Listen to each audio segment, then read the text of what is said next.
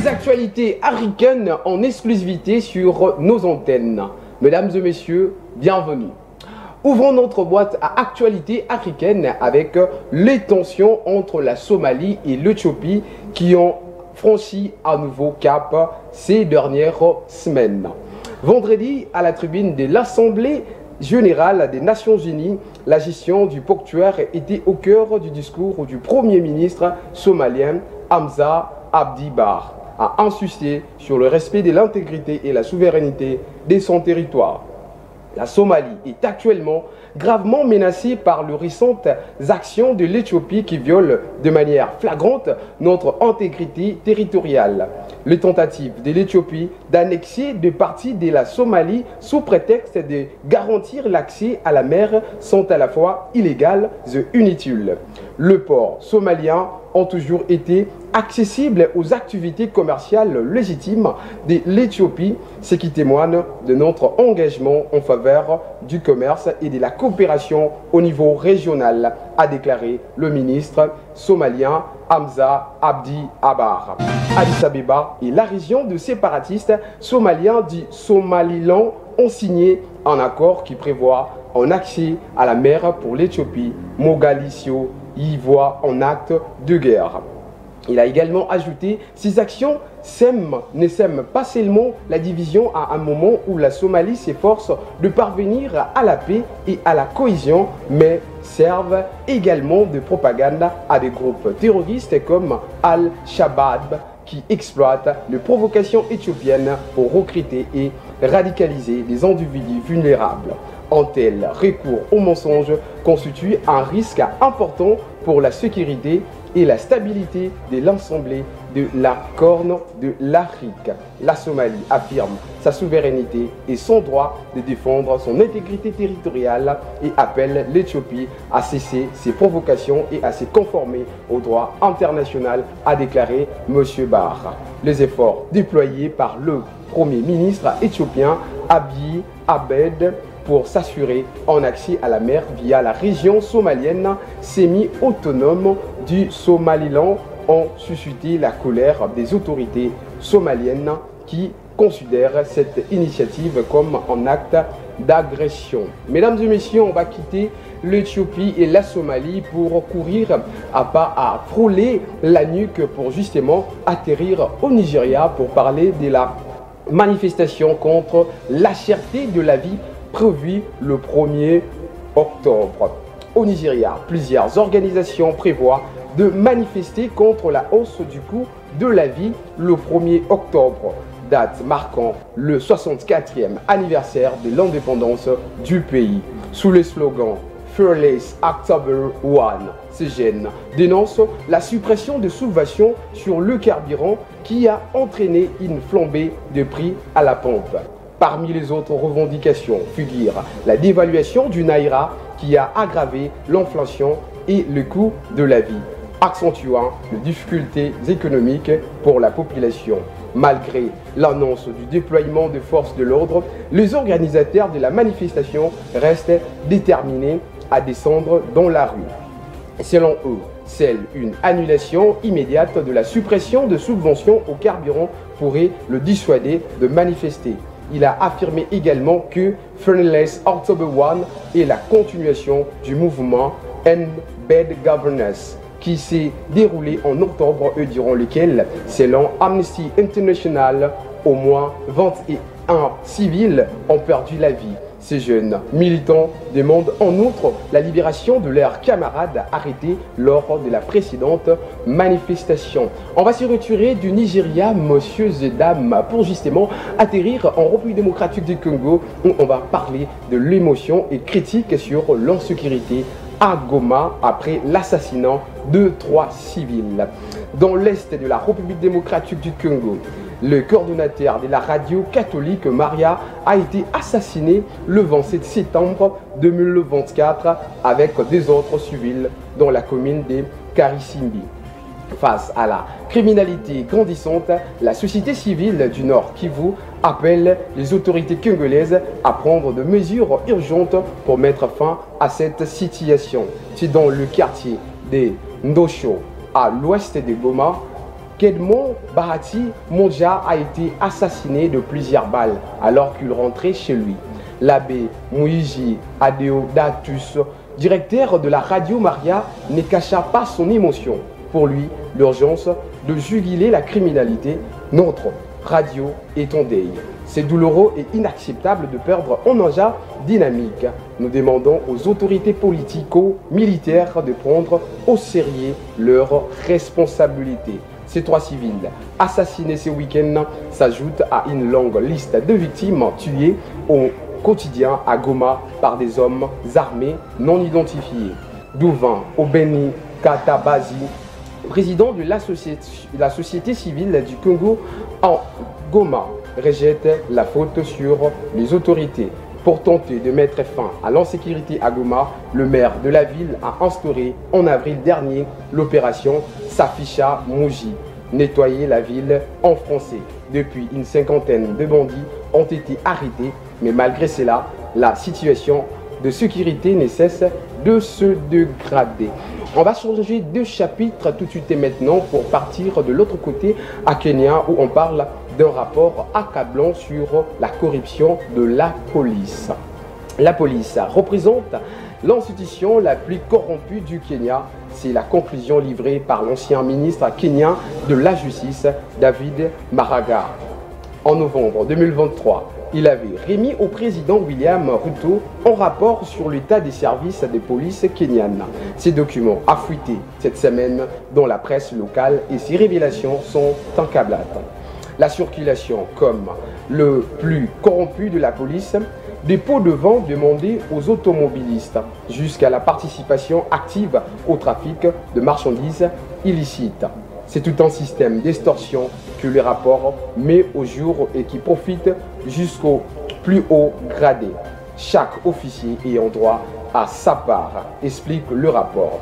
C'est aux racines même de la police que s'immisce la corruption, selon David Maraga. Favoritisme, clientisme et népotisme régissent le recrutement qui bénéficie surtout à des proches de parlementaires. D'après les rapports, certains auraient déboursé jusqu'à 600 000 shillings, soit plus de 4 000 euros pour intégrer le rang de la police. On va se quitter de Kenya pour revenir au Nigeria où on parle cette fois-ci des avocats du leader séparatiste Befre Nnamdi Kanu dénoncent le viol de ses droits. Au Nigeria, les avocats du chef séparatiste Nnamdi Kanu dénoncent la violation de ses droits.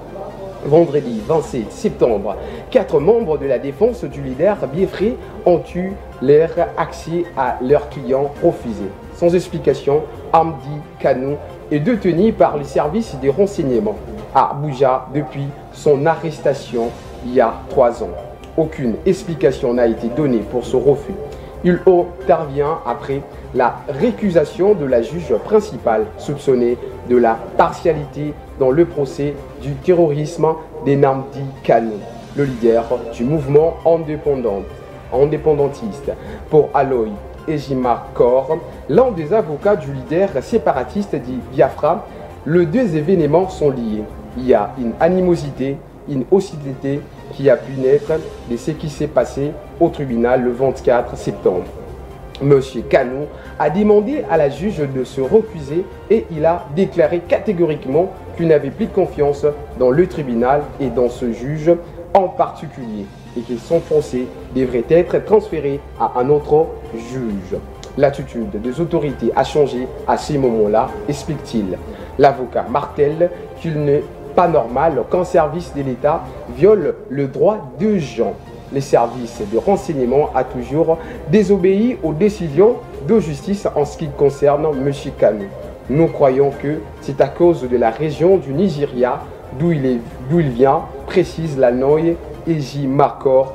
Comment allons-nous faire pour voir notre client? Nous ne pouvons pas ramper par la fenêtre. Cette affaire est très médiatisée. Nous avons donc besoin des garanties du service de renseignement que nous aurons en accès à notre client. On va cette fois-ci changer de page pour ramasser la page égyptienne où justement on va parler de revenus du canal de Suez en baisse de 60%. C'est un véritable coup dur pour l'Égypte. Le nombre de navires traversant le canal de Suez a chuté de 50%, impactant le revenu provenant de cette route commerciale. L'Égypte subit les conséquences d'un conflit entre Israël et les Hamas. Le rebelle Houthi du Yémen intensifie leurs attaques contre navires qu'ils considèrent comme liés à l'État hébreu. Cette situation met en lumière les ramifications géopolitiques du conflit, affectant non seulement la sécurité régionale, mais aussi l'économie égyptienne. Le développement actuellement sont extrêmement préoccupants et pourraient entraîner une escalade du conflit dans la région, mettant en péril la stabilité. Nous avons déjà enregistré une perte de 50 à 60% de revenus du canal de Suez et au cours de 7 à 8 derniers mois. Cela s'est traduit par une perte de plus de 6 milliards de dollars.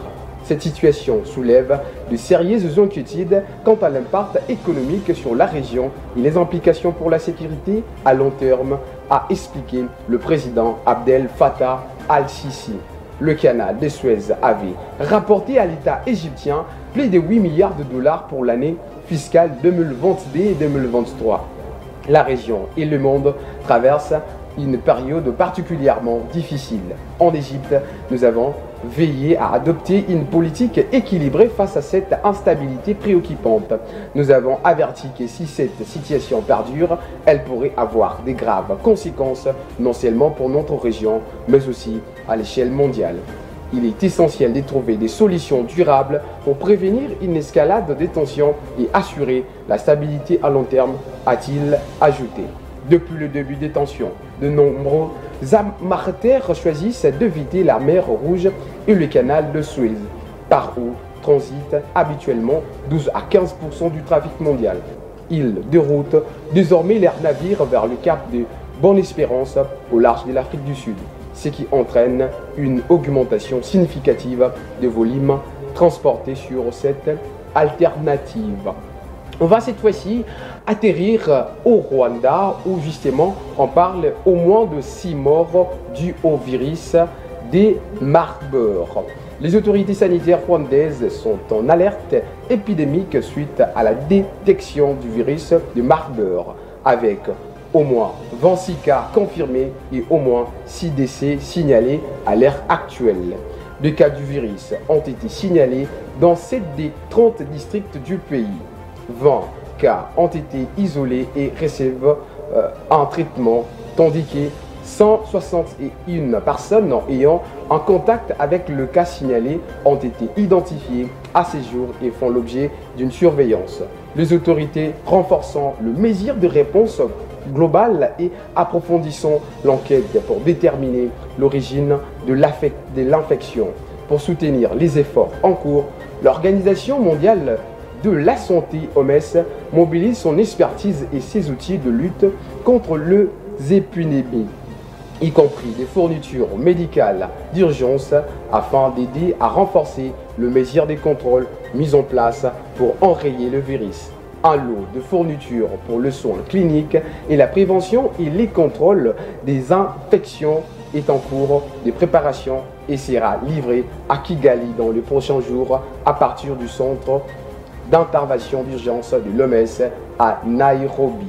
Nous mettons rapidement en place tous les aspects essentiels de la riposte à la flambée pour aider le Rwanda à stopper rapidement et efficacement la propagation de ce virus, a déclaré le docteur Matshidiso Moeti, directeur régional de l'OMS pour l'Afrique. Compte tenu du système d'intervention urgence en santé publique déjà solide du pays, l'OMS collabore étroitement avec les autorités nationales afin de fournir le soutien nécessaire pour renforcer encore les efforts en cours. On va, monsieur, madame, se quitter avec cette dernière actualité africaine où nous allons rapidement atterrir au Soudan pour parler de la guerre au Soudan. Les Émirats arabes unis dénoncent une attaque contre la résidence de leur ambassadeur.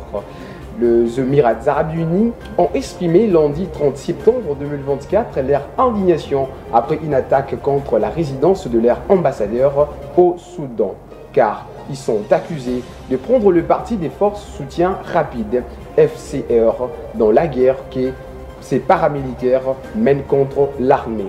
De son côté, l'armée dément les accusations des Émirats arabes unis à propos d'une attaque. Cela intervient alors que les combats font rage à Khartoum. L'armée y a gagné du terrain après avoir lancé une offensive. Les Émirats arabes unis accusent l'armée soudanaise d'avoir bombardé la résidence de son ambassadeur. Bien évidemment, les autorités fédérales installées à Port-Soudan accusent depuis 2 mois les Émirats arabes unis d'armer le paramilitaire de forces de soutien rapide. Sur un compte X, l'armée soudanaise dément ces accusations. Elle rappelle qu'elle ne s'attaque pas aux missions diplomatiques et d'ajouter que ces méthodes ressemblent plutôt à celles des FCR, milices soutenues par les Émirats arabes unis, conclut-elle. Dans la capitale, la situation humanitaire se dégrade encore ce matin. Encore des bombardements ont eu lieu dans le centre et le sud de la capitale vers la cité des sports. D'après les témoins sur place, ce week-end, l'armée soudanaise a pu pénétrer dans le nord de Khartoum et dans sa banlieue de Bari. Dimanche, elle publie sur les réseaux sociaux une vidéo de l'assistant du chef d'état-major faisant la revue de troupes dans la zone militaire des Kadarou et les congratulations pour leur victoire. Dans la ville, la situation humanitaire se dégrade encore. La salle d'urgence du Sud, une initiative d'aide menée par le GEN de la capitale, a annoncé dimanche la fin des soupes populaires en raison de l'épuisement de leur stock de nourriture. C'est ainsi, Madame, Monsieur, nous mettons un terme à nos actualités chaudes africaines dont nous vous avons concocté. D'ici là, portez-vous bien, on se retrouve à très bientôt pour les prochaines actualités.